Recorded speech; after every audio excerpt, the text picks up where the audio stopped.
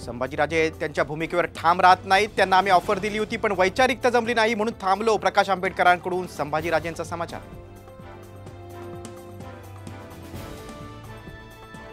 विधानसभा निवडणुकीत भाजपने 288 जागा लढवाव्यात। कोकणात जास्तीत जास्त जागा भाजप लढवणार। खासदार नारायण राणेंचं मोठं विधान।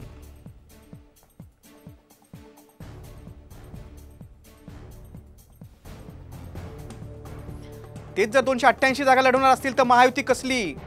खासदार नरेश म्हस्केंचं राणेंना प्रत्युत्तर। तर राणेंच्या वक्तव्यावर पॅनिक होण्याची आवश्यकता नसल्याचाही टोला।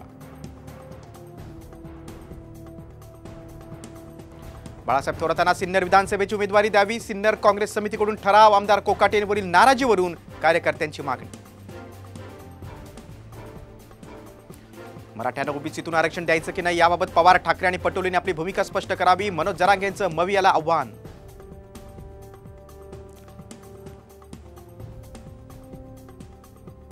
लाडक्या बहीण भावापेक्षा लाडक्या सुपाऱ्या जास्त प्रिय। त्यांनी एवढ्या वर्षात सुपाऱ्याच घेतल्या।